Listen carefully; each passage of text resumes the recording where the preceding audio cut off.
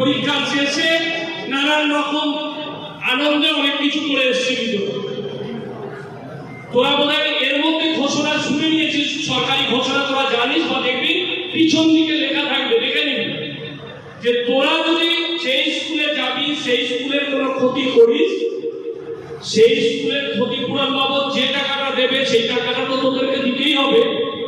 উপরন্তু স্কুল কর্তৃপক্ষ বা যারা কাউন্সিল তারা ঠিক করবে যে তোরা রেজাল্ট পাবি কি পাবি।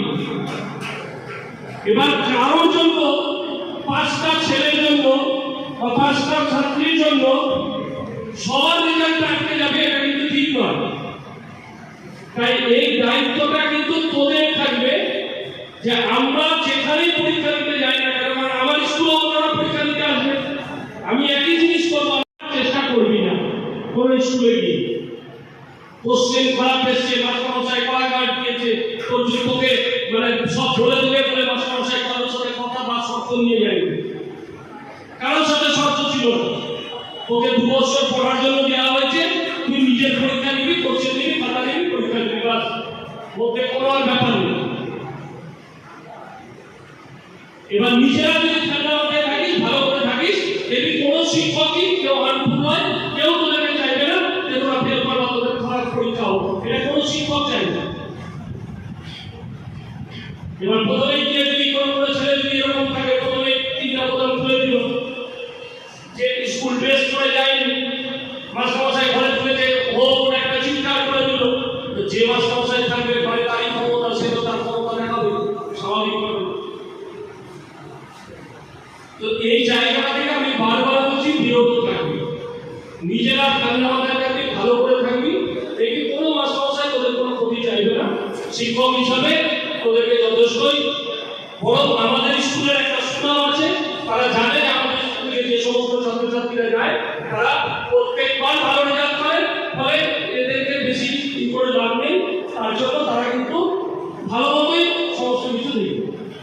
কিন্তু নিজেরা প্রত্যেককে বারবার করে বলছি, একটা স্কুলে যাবি, নিজেদের স্কুলের সুনাম যেন ঠিক থাকে, সেই স্কুলে যেন সব কিছু ঠিকঠাক থাকে, এটা কিন্তু তোদের দেখে নেওয়া দরকার, বুঝতে পারলি?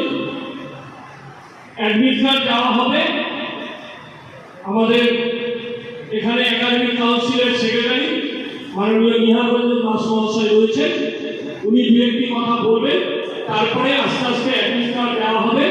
অ্যাডমিট কার্ডটা নেওয়ার সময় নিজেদের সই করে নিতে হবে, ফলে খুব ধীরে সুস্থে নিবি, কারণ এই অ্যাডমিট কার্ডটাই কিন্তু প্রত্যেকটাতে তোদের সিগনেচার লাগবে, সেই সিগনেচারটা করে তারপরেই কিন্তু অ্যাডমিট কার্ডটা পাবি। ফলে সিগনেচারটা ঠিক করে করবি, দেখবি তোদের যেখানে সিগনেচার আছে তার নিচেই আমার সিগনেচার আছে, সেই জায়গাটা দেখে নিবি, দেখে সিগনেচার করবি। অ্যাডমিট কার্ডের জেরক্স করে বাড়িতে রাখবি, রেজিস্ট্রেশনের জেরক্স বাড়িতে রাখবি, পরীক্ষা দিতে যখন যাবি তখন অ্যাডমিট কার্ড আর যে রেজিস্ট্রেশনের কাগজটা নিয়ে যাবি, এটা মাথায় রেখে যাবে। আমি নিহারবাবুকে কিছু করার জন্য বলছি, তারপরে ফটোটা দিয়ে দেবে সমস্ত কিছু।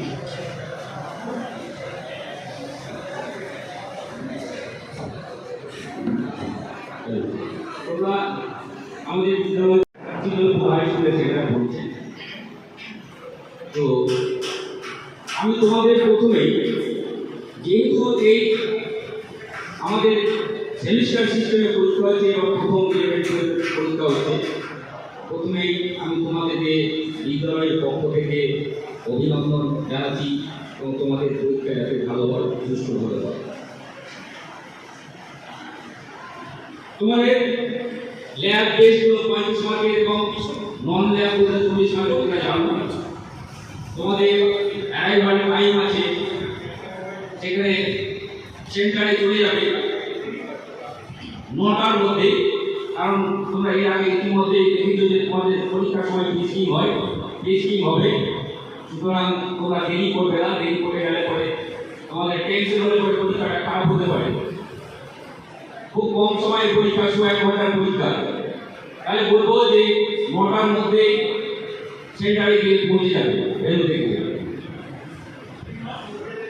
তোমরা মোটামুটি আমাদের বিদ্যালয়ের প্রধান বলেছিলেন কিছু ইনস্ট্রাকশন তোমাদের প্রথমে বলবো যে তোমরা বিদ্যালয় এখানে এই বিদ্যালয় থেকে যাচ্ছ সেইখানে গিয়ে তোমরা পরীক্ষা দেবে, তোমরা তোমাদের সততা এবং ভদ্রতা অবশ্যই বজায় রাখবে।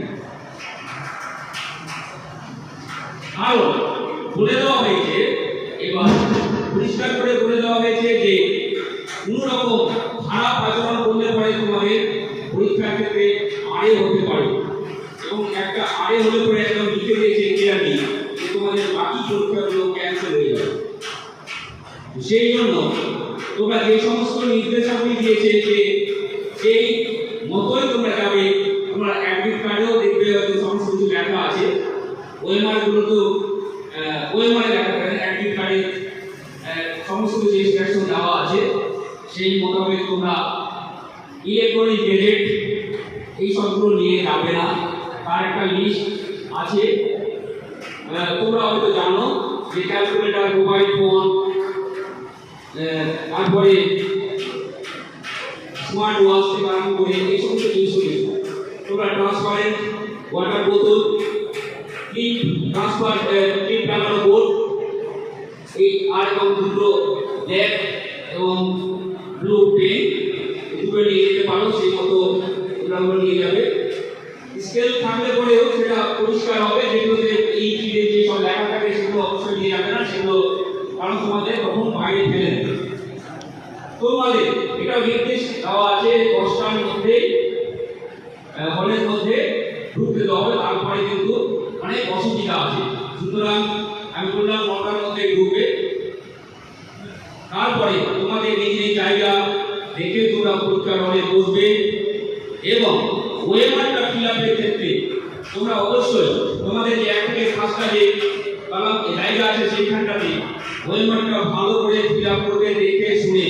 কারণ ওয়েমার যদি ভুল হয়ে যায়, কোনো হোয়াইটনার বা পেন্সিল বা ইরেজার কোনো কিছুই চলবে না। সুতরাং এবং ওয়েমার এক্সট্রা নিতে গেলে খুব অসুবিধা আছে, নির্দেশ আছে ওয়েমার না দেওয়াই। সুতরাং যদি তোমাদের পরীক্ষাটা প্রথমে যদি ফিল আপ করতে ভুল হয়ে যায়, তোমরা যাই রাখো না কেন কম্পিউটারে যে রেজাল্ট হবে ওয়েমারটা ভালো করে 1 থেকে 5 নম্বর অবধি ফিল আপ করে দেখে নেবে যে স্যারেদের একটা সিগনেচার আছে এবং কোড নাম্বার আছে, সেটা কোড সেগুলো ঠিক মতো বসিয়েছে কিনা এগুলো ভালো করে দেখে নেবে এবং ভালো মতো পরীক্ষা দেবে। বাইরে যাওয়া যাবে না, বাইরে যাওয়ার নিষেধই আছে। তারপরে বাইরে গেল কোশ্চেন পত্র নিয়ে গেল বলেও